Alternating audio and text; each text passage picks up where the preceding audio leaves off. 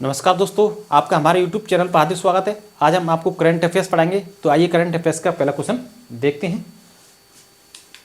हाल ही में साल 2023 में गूगल के टॉप ट्रेंडिंग एथलीट की लिस्ट में इकलौते भारतीय क्रिकेटर कौन बने हैं? तो ये हम बता दें कि शुभम गिल, सूर्यकुमार यादव, विराट कोहली, रोहित शर्मा। तो ये शुभम गिल बने हैं, शुभम गिल। नेक्स्ट क्वेश्चन है हमारा, हाल ही में किस ब्रिटिश भारतीय संगीतकार को 2024 बुकर पुरस्कार निर्णायक पैनल में शामिल किया गया है? तो ये नितिन साहनी है। ये नितिन साहनी। हाल ही में किस देश में चक्रवात जैस्पर से हजारों लोग प्रभावित हुए हैं? तो ये ऑस्ट्रेलिया में प्रभावित हुए हैं। हाल ही में कौन एफडीआई प्राप्तकर्ता के रूप में देश में शीर्ष पर रहा है? तो महाराष्ट्र है।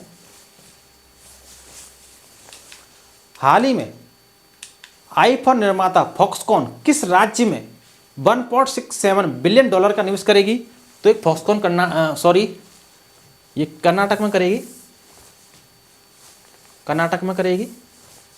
कहाँ पे करेगी? कर्नाटक में। हाल ही में कौन सी राज्य सरकार सभी जिलों में पीएम कॉलेज ऑफ एक्सीलेंस स्थापित करेगी? तो ये मध्य प्रदेश में होगा ये।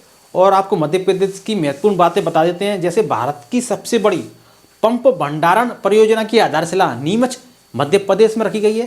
और नेशनल स्मार्ट सिटी कॉन्क्लेव में इंदौर को सर्वश्रेष्ठ स्मार्ट सिटी का स्थान मिला है।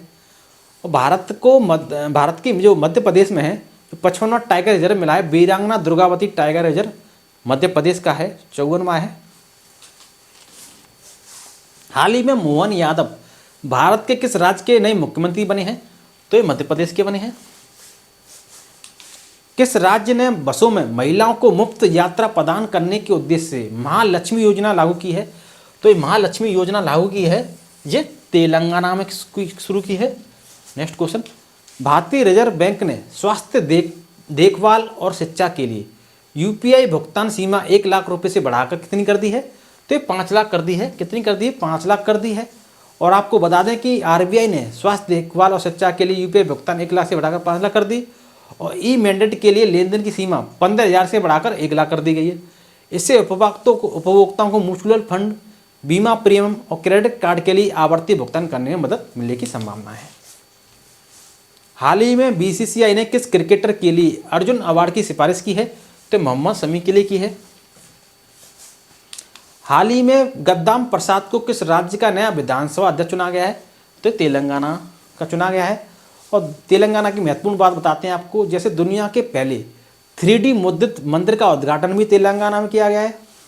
दूसरा पॉइंट है, प्रधानमंत्री मोदी ने तेलंगाना में रामागुंडम एनटीपीसी परियोजना का भी उद्घाटन किया है। तीसरा पॉइंट है, पेमबर्ती और चंदलापुर को तेलंगाना का सबसे पर्यटन गांव के रूप में चुना गया है। चौथा पॉइंट है, तेलंगाना सरकार ने विद्यार्थियों के लिए मुख्यमंत्री नाश्ता योजना की घोषणा की है।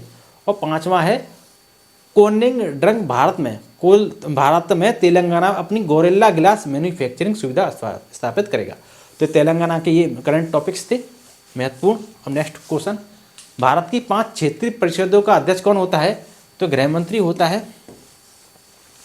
और आपको बता दें, केंद्रीय गृह मंत्री इन 5 क्षेत्रीय परिषदों के अध्यक्ष होते हैं, जबकि राज्यों के मुख्यमंत्री और संबंधित क्षेत्रीय परिषद के केंद्र शासित प्रदेशों के प्रशासक और उपराज्यपाल इसके सदस्य होते हैं, जिनमें से एक हर साल रोटेशन के आधार पर उपाध्यक्ष होता है।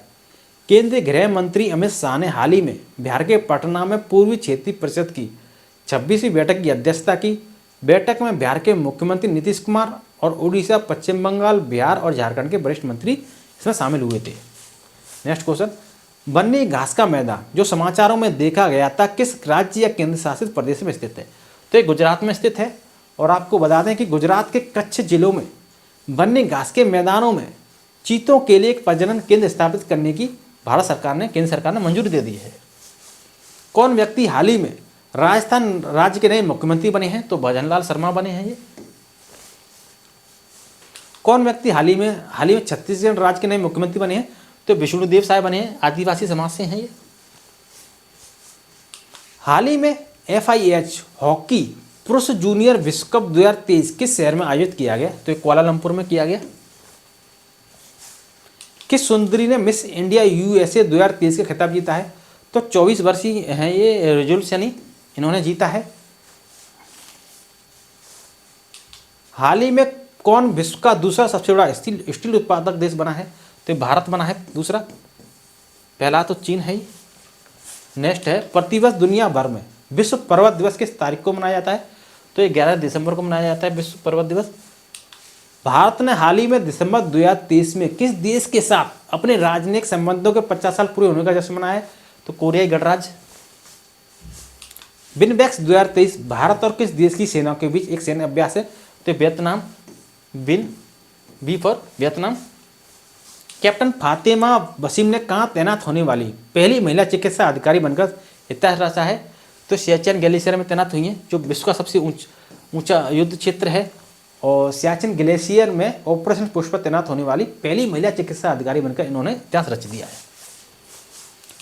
UNODC के अनुसार हाल ही में कौन सा देश 2023 में अफगानिस्तान को पीछे छोड़कर दुनिया का सबसे बड़ा अफीम उत्पादक देश बन गया है? तो ये म्यांमार बन गया है। और तालिबान शासित अफगानिस्तान पर इसमें कड़े प्रतिबंध लगा दिए थे, तो इसका अफीम उत्पादन काफ़ी गिर गया था अफगानिस्तान का, तो ये अब नंबर 1 बन गया है। नेक्स्ट क्वेश्चन, कौन व्यक्ति हाल ही में federation of Indian chambers of commerce and industry FICCI के वर्ष 2023-24 के लिए नए अध्यक्ष बने हैं? तो ये अनीस शाह बने हैं। हाल ही में किस लेखक लेखिका को व्यास सम्मान 2023 मिला है? तो ये पुष्पा भारती को मिला है। और इनकी जो कृति थी उनके लिए मिला है, जैसे जो कृति थी उनकी यादें और यादें, जो कि 2016 में प्रकाशित हुई थी। राम मंदिर की तैयारियों की देखरेख करने वाले श्री राम जन्मभूमि तीर्थ ट्रस्ट के कोषाध्यक्ष कौन है? तो गोविंद देवगिरी हैं, गोविंद देवगिरी।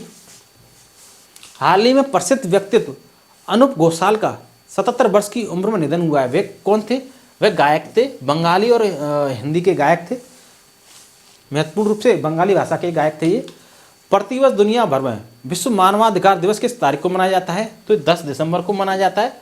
और इस दिवस की थीम थी freedom, equality and justice for all.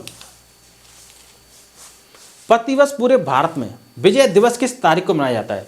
तो 16 दिसंबर को मनाया जाता है, क्योंकि इसी दिन भारत और पाकिस्तान में 1971 का युद्ध हुआ था।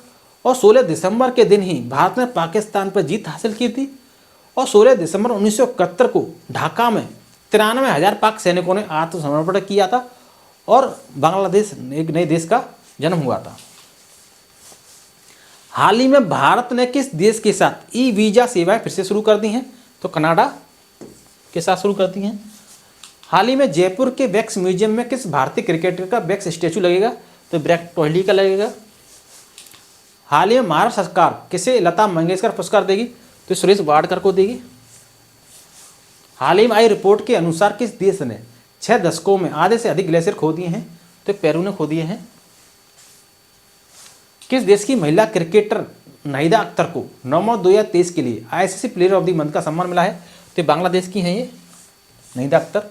हाल ही में डोनाल्ड टस्क किस यूरोपीय देश के नए प्रधानमंत्री बने हैं? तो पोलैंड के बने हैं। कहाँ के बने? ये पोलैंड के।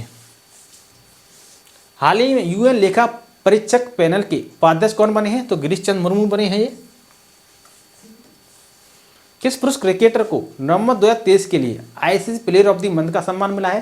तो ये ट्रेविस हेड हैं ऑस्ट्रेलिया के। इन्होंने वनडे विश्व कप था उसमें शतक लगाकर ऑस्ट्रेलिया की टीम को जीत दिलाई थी भारत को पटकनी दी थी। हाल ही में संयुक्त राष्ट्र ने कहाँ 10 वर्षों बाद शांति मिशन को आधिकारिक तौर पर समाप्त कर दिया है? तो माली में किया है।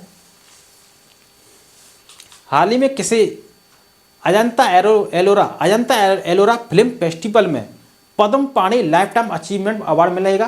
तो ये जावेद अख्तर को मिलेगा। नेक्स्ट क्वेश्चन है हमारा, हाल ही में किस राज्य का बड़ौदा वन्यजीव अभ्यारण्य एशियाई शेरों का दूसरा घर बनेगा? तो गुजरात में है ये। आशा करता हूं कि आपको हमारा वीडियो अच्छा लगा होगा। यदि आपको हमारा वीडियो अच्छा लगा हो तो वीडियो को लाइक एंड शेयर जरूर करें, चैनल को सब्सक्राइब करें, कमेंट बॉक्स में कमेंट करें। अब तक के लिए धन्यवाद।